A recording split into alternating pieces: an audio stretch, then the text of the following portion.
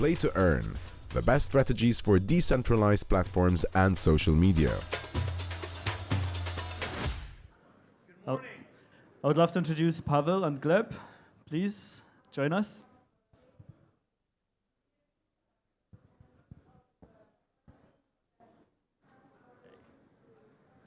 Please, let's have this central.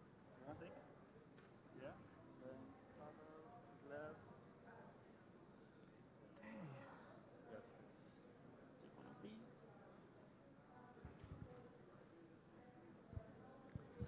Well, as they say in Web3, good morning, no matter what time it is. I'm sure you're very familiar with that. So I think the best would be for Pavel, for you to introduce yourself, because there's a lot of things you're involved in. Interesting, good. Pavel here. Background first, I guess. I used to be a professional gamer back in the day, like in another lifetime. Played a lot of Dota 1 and some Dota 2. So gaming is embedded in my blood, no matter what I want to say or not. Then I was fortunate enough to be in the right place at the right time when the Ethereum Foundation was actually born. So I was there with the evolution of smart contracts and all of the trends and all of the experiments. Then because of that, I managed to found in 2015 the first ever gamified social network, Web3 social network in Europe. And then now I'm a leading role as a CPO of Funtico, which is the largest gaming platform on Avalanche. It was a fascinating event. I really loved it. I did attend it, and I was really, really surprised to see how gaming and crypto is involved, and it was a great start of the year for sure. Thank you for coming here. It was fun. It was fun. It was fun. Yeah. Gleb, a word of you. Yeah, I'm Gleb. So I'm CEO and co-founder of Blum. Blum is actually the biggest Telegram mini app these days, and we started from tap to earn, but then we shifted to building trading infrastructure within Telegram. And before Blum, so I was vice president at Binance, covering the number of regional markets, including like Asia, Eastern Europe, Turkey, Australia, New Zealand, and others. Nice. Well, first, I would love to thank the previous panelists. Actually, there was really interesting stuff and deep dive into gaming that I've never got to know before I came to this stage.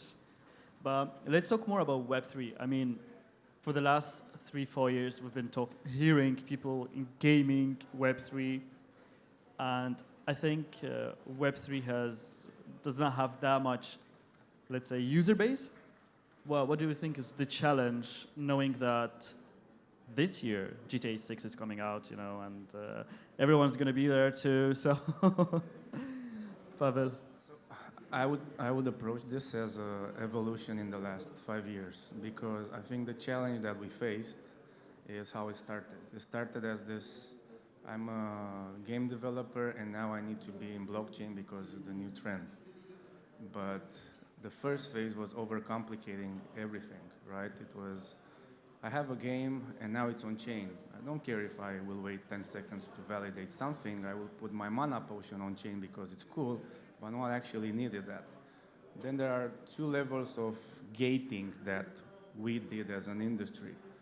First, we said, let's overcomplicate the economy of a game. Let's have one token that gets the second token, that if you stake, there was a third token, and end up with your soft currency of the game, which doesn't actually, we saw it doesn't scale. We saw how the models only work for the early adopters, and then, and thirdly, we have the trend of gating with NFTs. You need to buy an NFT or to hold it in order to play, which was nonsense, in my opinion. Right now, we're seeing that it needs to be fully on-chain is not a thing anymore, because it does not need to be fully on-chain. So I think we are now in a path where hybrid models work properly, where it's more about gaming and, in certain cases, having fun but also earning. And it's not that more about bragging that you're on-chain. it's just a side effect or an enhancement to your game. It's not a must-have to be fully on-chain. So I think those are the challenges that took us so much because we were so obsessed as developers to say I have on-chain transactions, and what if no one uses them? Gleb, for you on Telegram, I think it's much easier. I think, Telegram is more actually about, stimulus. And I think with all these like tap turn games, what we actually saw is that users, they don't play those games because they like the gameplay, right? They play it because they want to, to get some airdrop. They want to get additional like $10 or $20, and that's it. They are not really interested in like playing the game. So overall, like if you have a look, into statistics, right? Like 1% of the games is getting, the whole traffic, right? So it's very complicated to build like really good game, right? And then it's like much more complicated to build strong tokenomics that will be implemented within this game, right? So overall, we didn't see like strong, games, within crypto, right? Because like, yeah, we have, some games when we added tokens, but, people don't really like playing those games. So I think it will take some time for like, for game studios to build, strong games that will attract users, not like by like giving them airdrops, but by the gameplay itself. So I think that's the major challenge, right? And I think like it's super complicated, have strong gameplay and strong tokenomics.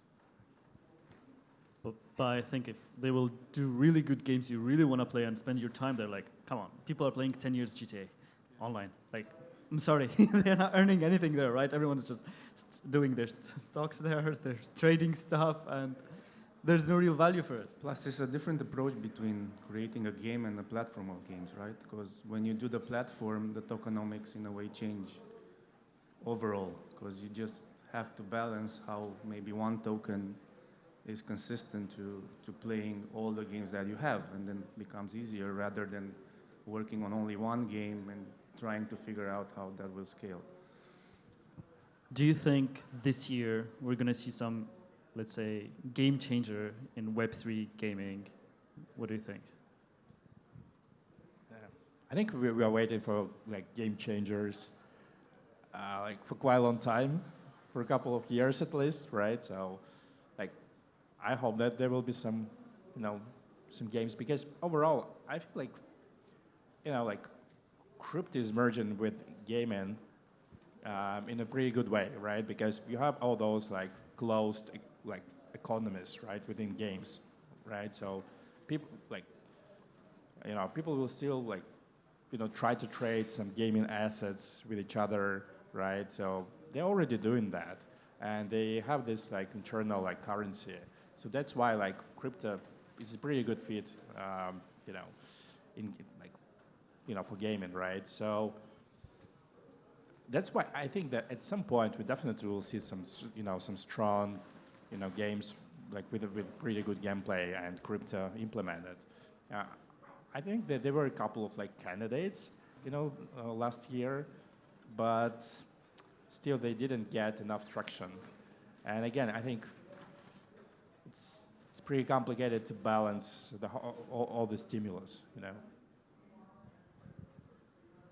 Yeah, I think also you have to segment a bit the games and why people will come to play them, because you have from hyper casual to AAAs, and you have from those that really want to spend some time.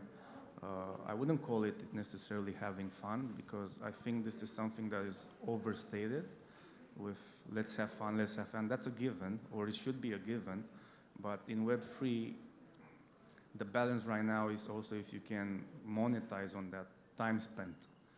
So the concept of play to earn, it has evolved like this all of a sudden, because it's not just about tapping, it's not just about doing a level and getting whatever. is about in your consciousness, you want to play because you're going to earn money one way or another that 10 years ago you dreamed of selling something on whatever, even Steam or traditional platforms. So this, let's have fun and then everything will be okay. I'm not in alignment with that concept, because in Web3 and play to earn, that's why it's play to earn, not play to fun, because it's within you that you would like to do something with your time to potentially earn. But then it's also, as I mentioned, the segment. Hyper casuals will always be sticky, and you always have people that actually enjoy the gameplay. It doesn't matter how it looks, they will enjoy that solitaire their entire life. And then you have the nichier, the more AAA it gets, the different it becomes, because you need different devices. Not everyone can play a AAA as they can play as a solitaire on mobile, right? So. Yeah, indeed. And of course, when we're talking about users, this is the most important part. I mean, for any game, right? You launch a game, if you don't have users playing your game, like, there's no future for it. So what's your thoughts on how to engage the P2E, let's say, play-to-earn gamers? Like, okay, money is there, the game is there, but what's the next step? I think competition, it's always something that drives humans to be there and become better. Because if you do, let's say, a platform like mini games, again, to have fun, that's okay. But if you want engagement to be there on a daily basis, weekly basis, you have to always come up with new content, new ways to segment your tournaments, your how you even make people to make sense, because that's a big problem actually, right? Initially everyone comes and you will have those guild members that will always be on top 3 positions, and people will just leave because they don't have a chance to actually get anything, even if they want to play and continue the journey with your platform or game. So I think better rank matchmaking system in Web3, it's a must. And players' strong referral system, as it was back in the days where you wanted to invite even 2 friends to, let's go for a night of gaming with 2 friends. That's enough. If everyone invites that, it scales fast. And we have to bring that Facebook online Candy Crush type of mechanic back, in my opinion. Interesting. Gleb? Yeah, I would say from like Telegram perspective, I think that definitely community, what's important here, right? To build like strong community around the game and try to involve this community into some kind of, decisions, right? Or some kind of governance within the game. I think it can really help to, to improve, engagement, with the players. Because yeah, as you mentioned, of course, monetary stimulus is one of the key for, play to earn gamers, right? But I feel like there should be something just outside of it, right? And overall, I feel like, Web3 games, when you have experience similar to Web2 games, right? I think that's the key here, right? Because right now it's still very complicated. When you have to connect your wallet, you have to sign some transactions, doing all that stuff, right? So you cut big part of the audience. So it's really important to make very smooth UX UI in order to to get traction, to get more attention. And I feel like right now in 2025, with account abstraction and other technologies in crypto, I feel like we can make much better UX UI than we could do before, right? And it can be almost smooth as Web2 games, I would say. So you touched the aspect of social media. What do you think for web games and Web3? Of course, Telegram is dominating now, but I mean, where everyone's chatting there, then they go play a game. The wallet is there. What's let's say where we'll see any more social media where we'll be engaging Web3 gaming? In your thoughts? Yeah, with Telegram, it's important to understand that you don't need to download any game, right? So you can just like open up it in one click. So that's why like I really believe in Telegram as a platform, because actually it can be some kind of alternative to App Store or Google Play, right? And you don't need to download anything. You don't need to register, and you can smoothly switch from one mini app to another mini app. So that's why I really believe that this platform will be will continue to develop. And actually, gaming, I think, actually it's the next step after like tap to earn, right? I think there will be more games, on Telegram, and you can definitely like leverage the social part, right? Because like if you already like sending a message to your friends, right? It's very easy to send some link, to mini app, and again, your friend doesn't need to download any application. So that's why, it's much better, user experience. Yeah, I agree that Telegram is right now the hub, and I think the winners will be those that will connect it to an actual game, an actual platform, so not just be on Telegram, do your daily taps and come back tomorrow. And I already see those models coming through. On the decentralized platform, social media platforms, again, I was lucky enough to do it in 2015 as the first in Europe, but no one actually cares that much about it. So that's why there's no decentralized social media platform, in my opinion, that will ever scale to 1 billion users, because no one needs that, no one wants that. But gaming is social media platform, and the blockchain element and wallet integration and everything that I think TikTok even is trying now to chip into, I think that's powerful, because that's the new way. That's the new wave of the new generation, having that as a demand and expectation, right? You don't have a wallet, you don't exist, right? So it's a shift in how the younger generation perceives social media. I don't believe we will need that much social media in 10 years, because whatever is happening with AI and a lack of being there online to say I'm online, where your AI avatar, whatever, will do that for you. So it's interesting, especially in gaming, and who will be the one that will crack this code. That's interesting indeed. Now, my question is, because we just speak a lot about Telegram in particular, and are we scared of this aspect that everything is being centralized? Well, when we talk about gaming and Web3, that it's decentralized, so you can earn everything and you will not be blocked from a platform, kicked out, or, I mean, imagine you've done all the job and they're like, sorry.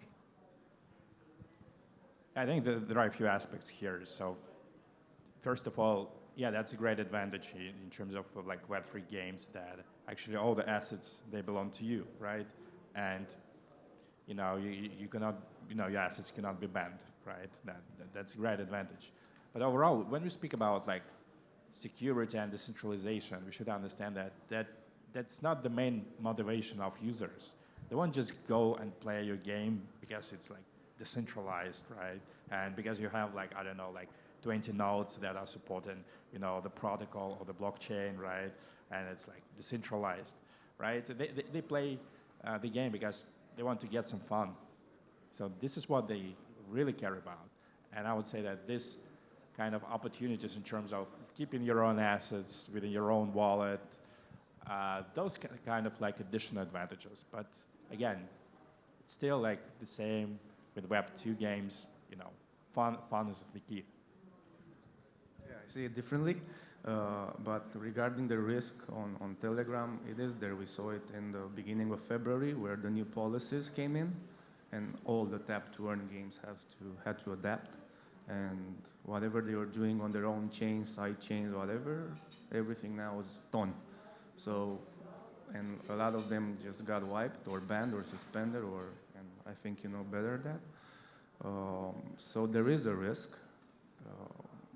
But unfortunately, there wasn't anyone from the space that would do this centralized Telegram of dApps that everyone will enjoy. There was many attempts in the past, but no one scaled it. So it's something for the developers to work on, indeed. It's actually more about like networking effect, right? I don't think it's very complicated to make another messenger, right? But like, who will use it, right? The user base. How to get audience? I think that's the key here. Indeed. Cool.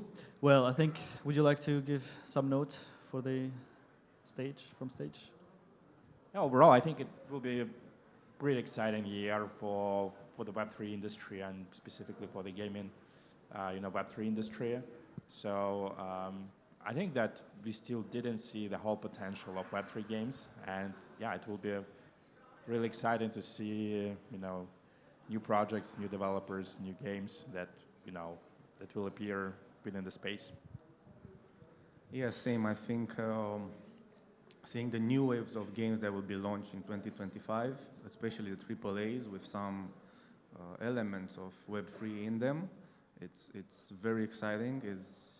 And me personally, I'm just looking forward to have the first esports game, Web3 game. That for me is a moment of history that will lead to proper adoption.